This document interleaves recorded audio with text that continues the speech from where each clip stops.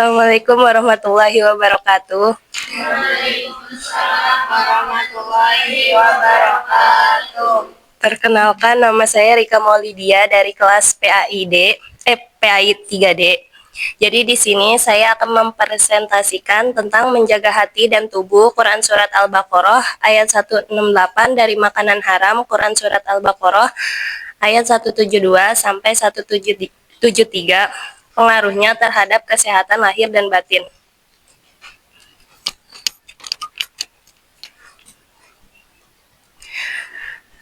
Islam melalui Al-Quran dan Sunnah Rasulullah SAW banyak memberi tuntutan dalam menjaga kesehatan agar terhindar dari penyakit. Menjaga hati dengan menjaga niat dari setiap tingkah laku kita, karena niat akan menjadi pikiran akan menjadi kebiasaan. Tingkah laku akan menjadi kebiasaan, kemudian kebiasaan akan menjadi karakter. Itu semua menentukan nasib, meskipun ada takdir Allah yang menentukan. Faktor penting yang dipengaruhi oleh makanan terhadap kehidupan manusia yaitu pertumbuhan fisik dan tubuh memainkan peran kunci dalam menumbuhkan fisik dan hati manusia. Menutrisi yang tepat mendukung perkembangan tubuh dan pikiran, sementara makanan yang sehat dapat berkontribusi pada kesejahteraan spiritual. Yang kedua, sifat dan perilaku manusia. Jenis makanan yang dikonsumsi dapat mempengaruhi sifat dan perilaku manusia. Misalnya, makanan yang mengandung nutrisi tertentu dapat berdampak pada mood dan energi seseorang. Yang ketiga, perkembangan janin. Asupan makanan ibu selama kehamilan mempengaruhi perkembangan janin. Nutrisi yang memadai diperlukan untuk membentuk organ dan sistem yang sehat. Yang keempat, penerimaan atau penolakan amal ibadah dan doa. Makanan yang halal dan thayyib memiliki dampak pada penerimaan amal ibadah dan doa. Konsumsi makanan yang sesuai dengan prinsip-prinsip Islam dianggap sebagai faktor penting dalam mendukung spiritualitas. Yang kelima, sikap berhati-hati dan menghindari yang haram. Makanan juga mempengaruhi sikap berhati-hati dan kecenderungan untuk menghindari makanan yang haram. Kesadaran terhadap aspek kehalalan makanan menciptakan kesadaran akan keterpatuhan terhadap ajaran agama. Tidak ada satu tetes air pun yang kita minum hasil dari korupsi.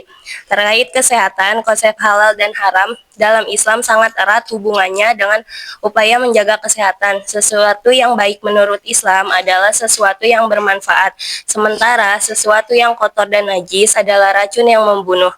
Oleh karena itu, Allah menghalalkan untuk manusia memakan yang baik dan mengharamkan sabait atau segala yang buruk, yang mana sudah dijelaskan dalam Al-Quran. Quran Surat Al-Baqarah ayat 168. A'udzubillahi minasyaitonirrajim. Bismillahirrahmanirrahim. Ya ayyuhan nasu kulu mimma fil ardi halalan thayyiban wala tattabi'u khutuwati syaitan innahu lakum aduwwum mubin, yang artinya, wahai manusia, makanlah sebagian makanan di bumi yang halal lagi baik, dan janganlah mengikuti langkah-langkah setan. Sesungguhnya ia bagimu merupakan musuh yang nyata. Pesan moral yang dapat kita ambil dari ayat di atas adalah, yang pertama, untuk memilih makanan yang halal dan yang baik. Yang kedua, jangan mengikuti langkah-langkah setan karena setan itu adalah musuh yang nyata. Yang ketiga, menghindari makanan yang haram dan kurang baik. Yang kedua, Quran Surat Al-Baqarah ayat 172 dan 173. Bismillahirrahmanirrahim.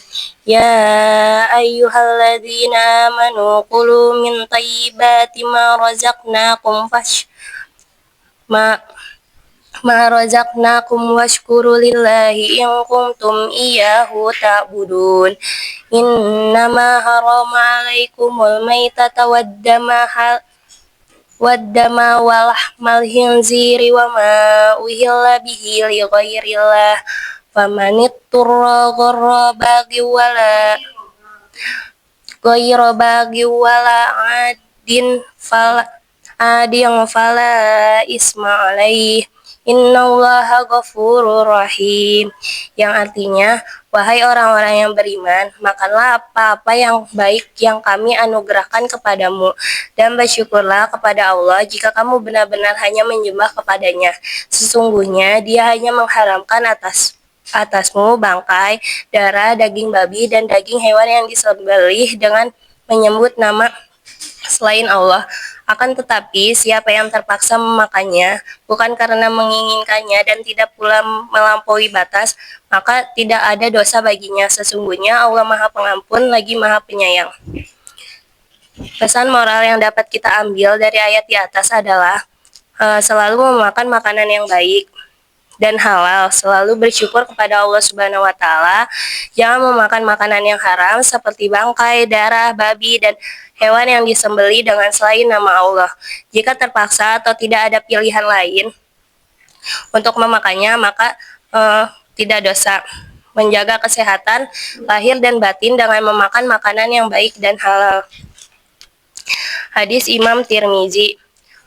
Qala Rasulullah sallallahu alaihi wasallam, ya ayyuhan nasu innallaha thayyibun wa la yaqbalu illa thayyiban fa innallaha amarul mu'minina bima amara bihil mursalin.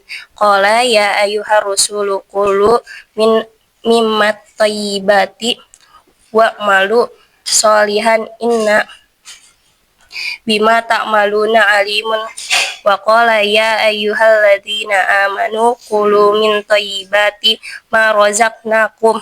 Qala wa dzakara rajula yutibus syafara ash'asa agbaro ma yamuddu yadaihi ila samai ya rabbi wa mat amahu haramun wa mashrabuhu haramun wa malbasuhu haramun wa guziya bil harami fa anna yustajabu lizalika, yang artinya dikatakan kepada kami oleh bin Humaid Abi Abu Nuaim dari Fudail bin Marzuk dari Adi bin Sabit dari Abu Hazim dari Abu Hurairah bahwa Nabi Muhammad SAW bersabda, wahai sekalian manusia, sesungguhnya Allah Maha Baik dan hanya menerima yang baik. Sesungguhnya Allah memerintahkan kaum mukminin seperti yang diperintahkan kepada para rasul. Dia berfirman, wahai para rasul, makanlah dari yang baik-baik dan berbuatlah kebaikan. Sesungguhnya aku mengetahui yang kalian lakukan. Dia juga berfirman, hai orang-orang yang beriman, makanlah yang baik-baik dari rezeki yang aku berikan kepadamu. Lalu beliau menyebutkan tentang orang yang memperlama perjalanannya, rambutnya acak-acakan dan berdebu. Ia bentengkan tangannya ke langit sambil berdoa, ya Robbi, sementara makanannya haram, minumannya haram, pakaiannya haram, dan diliputi dengan yang haram. Lalu bagaimana akan dikabulkan doanya? Jadi pesan moral dari hadis tersebut adalah bahwasanya Allah Subhanahu wa taala hanya menerima amal yang baik. Yang kedua, Allah Subhanahu wa taala memerintahkan kita agar memakan makanan yang baik dari rezeki yang sudah Allah berikan. Yang ketiga, selalu berbuat baik karena Allah mengetahui apa yang kita lakukan. Yang keempat, menjaga kebersihan dan kesucian diri kita dari makanan, minuman, dan pakaian yang haram. Kesimpulannya, agar kita selalu memakan yang halal karena itu akan berpengaruh pada kesehatan lahir dan batin manusia. Menghindari makanan-makanan yang haram seperti bangkai, darah, babi, dan hewan yang disembelih selain nama Allah. Terus bersyukur atas rezeki dan nikmat yang Allah sudah berikan kepada kita. Terus Allah juga memberikan keringanan kepada hambanya jika memang itu dalam keadaan terpaksa. Cukup sekian dari saya. Wassalamualaikum warahmatullahi wabarakatuh.